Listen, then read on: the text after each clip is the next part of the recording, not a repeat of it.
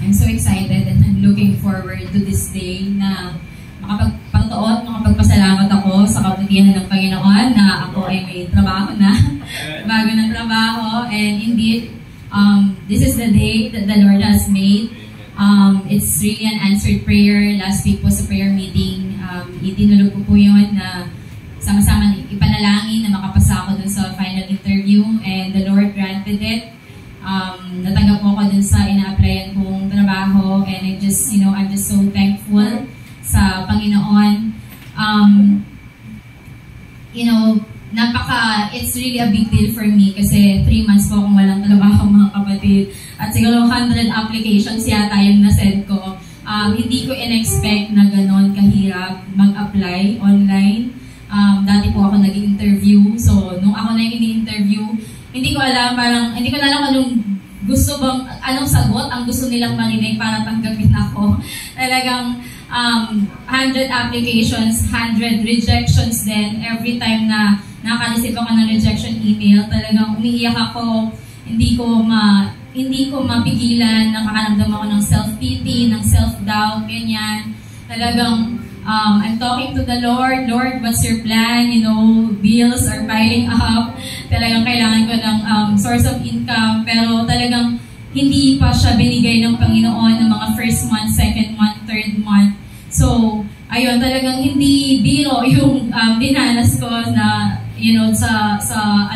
sa journey ko na to. Pero, looking back, I still remember bago po ako mag-resign, grabe yung pag-aalala ko. Na-share ko yun dito na grabe yung anxiety ko, yung worries ko na mababawasan or maaalis yung 40% ng source of income namin. Saan kami huhugot ng pambayad ng mga bills, ng mga kautangan. Pero, looking back, sa 3 months na yun na wala po akong trabaho, the Lord sustained our needs.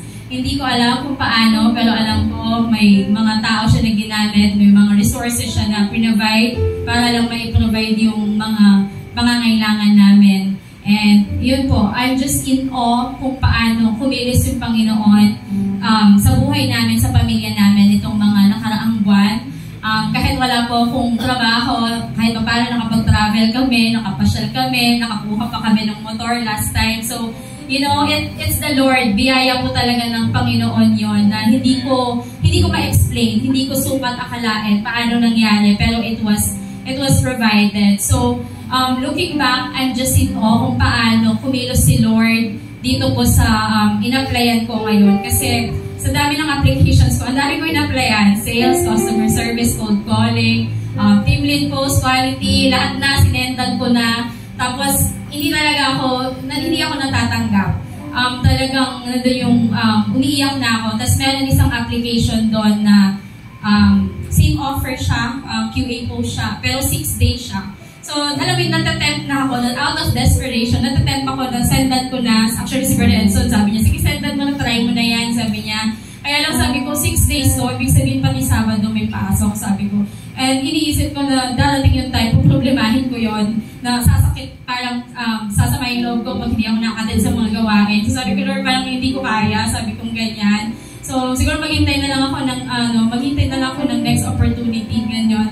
Hanggang sa, eto pong trabaho na to, ang natanggap ko dito as recruitment admin, which is parang this is my dream role. Na-share ko po yun dati, na gusto ko po talaga yan, yung nag-interview, ganyan, alam mo yung on-board ka lang, training ka lang. Ito talaga yung pangarap kong trabaho.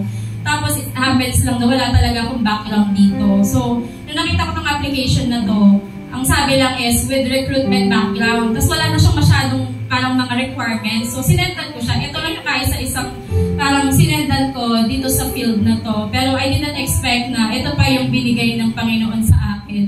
Sa dami po nung in-applyan ko. So, looking back, 3 months po yun, wala akong trabaho. Pero the Lord sustained our needs.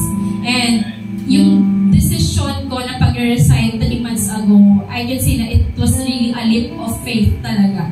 Leap of faith. Hindi ko alam kung ano yung mangyayari, pero we just trusted the Lord. And hindi kami binigo ng Panginoon. Talagang, He is so faithful and true sa mga salita niya. So, we're we're just so grateful. You know, He's always on time. He is in control. So talagang yung puso ko po is punong-puno lang ng pasasalamat sa pagkilos ng Panginoon sa aming buhay. And you know, I'm just thankful to the Lord that lahat po yun ibinabalik ko sa Panginoon yung kapulihan niya. Amen.